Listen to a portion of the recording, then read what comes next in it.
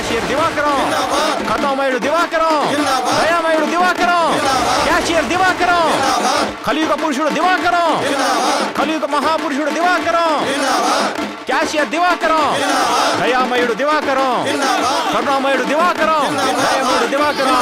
ఏంటి మనోడా, ఏంటి సంగతి? బ్యాంక్ క్యాషియర్ అందరికి డబ్బు ఇస్తున్నాడు. పదండి పదండి. ఇదిగో వెంకీ, ఎవరే దివాకరం? మన బ్యాంక్ క్యాషియర్ అందరికి డబ్బు ఇస్తున్నాడు. మాకు ఇస్తారా? పదండి పదండి. కరుణామయుడు దివాకరం.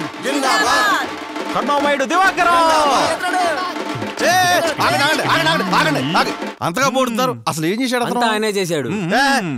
అంతా అతనే చేశాడు అంటారు. అసలు ఏం చేశాడు? అసలు ఆయన ఏం చేశారో చెప్తే మీలో ఒక్కడు కూడా ఇక్కడ ఉండడు.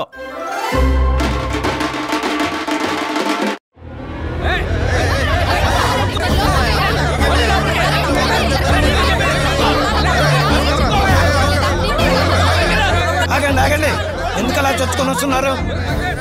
ఈ రోజు బ్యాంకులో రుణమాఫీలు ఏం లేవే. రుణమాఫీ కాదండి, ఫ్రీగా డబ్బులు ఇస్తున్నారనే వచ్చాం. ఎరా డబ్బులు ఫ్రీగా ఇవ్వడం ఏంటి? ఎవరిచ్చారు?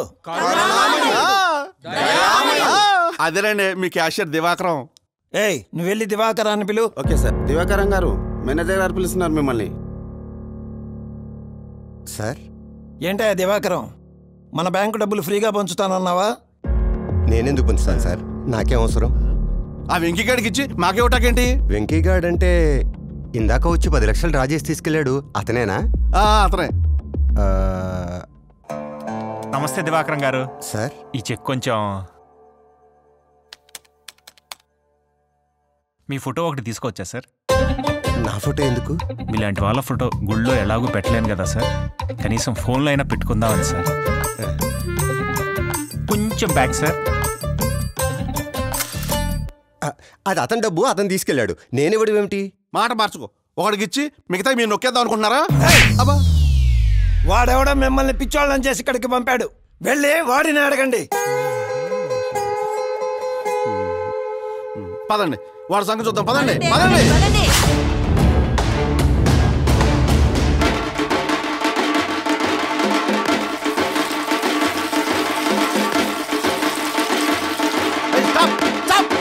What hell is going on here? బుద్ధుందా? వాడేమో దేవుడా లీడరా? వాడికి చింత బదులు కొడుతున్నారు. రే, నీ డబ్బులు నీకు ఇచ్చినోడికి పాలాభిషేకం చేస్తావా? సిగ్గుందా నీకు? ఒరే, మరి ఇదే పని నువ్వు చేసినప్పుడు? నా డబ్బులు నాకు ఇచ్చినోడికి నేను ఎప్పుడు పాలాభిషేకం చేశానా? గుర్తు తెచ్చుకో.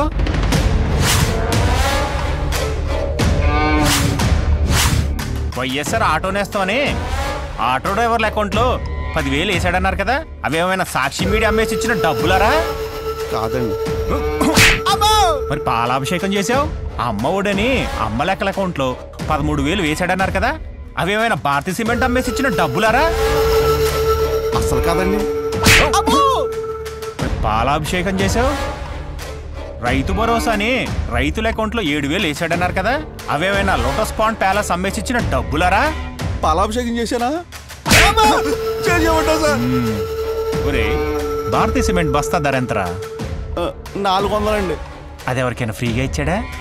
ఇవ్వలేదండి. మరి సాక్షి పేపర్ రేట్ ఎంతరా? 6 రూపాయలండి. అది ఎవరికైనా ఫ్రీగా ఇచ్చాడా? ఇవ్వలేదండి. 6 రూపాయల పేపరే ఫ్రీగా ఇవ్వనోడు, సొంత చెల్లిని తల్లినే బయటికి తరిమేసినోడు, సొంత బాబాయినే గొడ్డలతో వేసేసినోడు ఫ్రీగా డబ్బులు ఇచ్చాడని పాలాభిషేకాలు చేస్తారా? నందమూరి కుటుంబం చనిపోయిన బసవతారకమ్మ పేరు మీద క్యాన్సర్ హాస్పిటల్ కట్టించారు. ఎందుకు? పేదలకు వైద్యం అందించడానికి. నారా భువనేశ్వరి చనిపోయిన తన తండ్రి పేరుతో ఎన్టీఆర్ ట్రస్ట్ పెట్టింది. ఎందుకు? ప్రజలకు సేవ చేయటం కోసం. మరి వైఎస్ జగన్మోహన్ రెడ్డి చనిపోయిన తండ్రి పేరుతో ఏం పెట్టాడు? పార్టీ పెట్టాడు.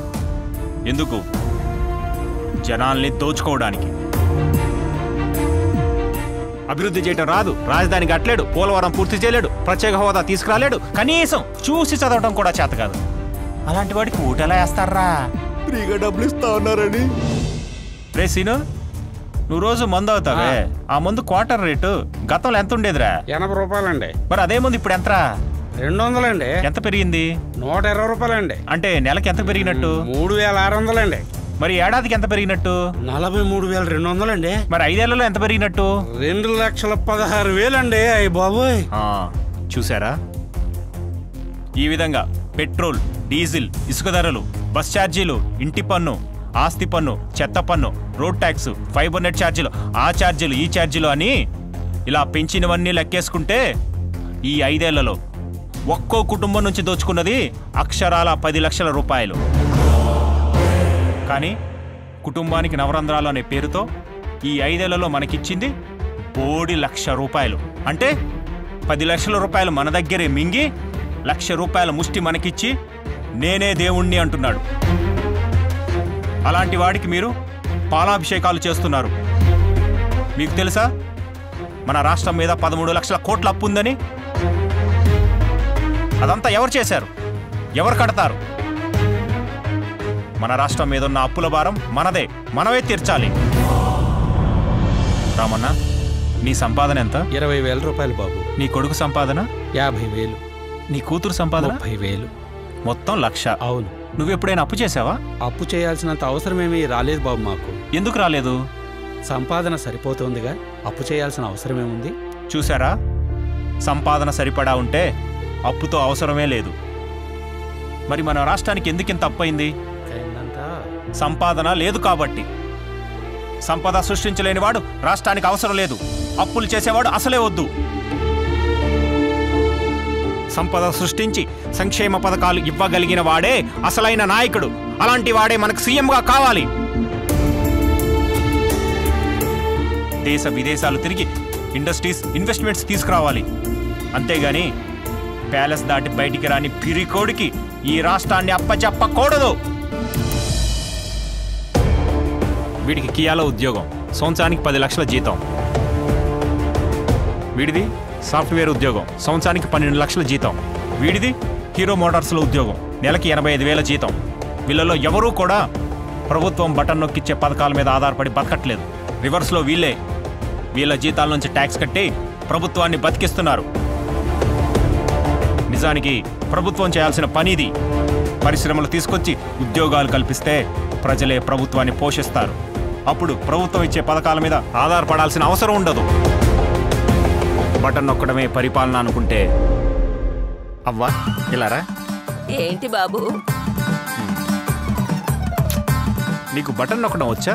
బాగా నొక్కుతా బాబు. విన్నారుగా, ఈ మాత్రం బటన్ నొక్కడానికి ఈ బామ్మ చాలదా? దీనికి ముఖ్యమంత్రి అనేవాడు ఒకడు కావాలా? ఆలోచించుకోండి. గోడలకు రంగులు వేసేవాడు కావాలో, మన జీవితాల్ని రంగులమయం చేసేవాడు కావాలో మీరే నిర్ణయించుకోండి. బాబు రావాలి, మన బ్రతుకులు మారాలి. బాబు రావాలి, మన బ్రతుకులు మారాలి.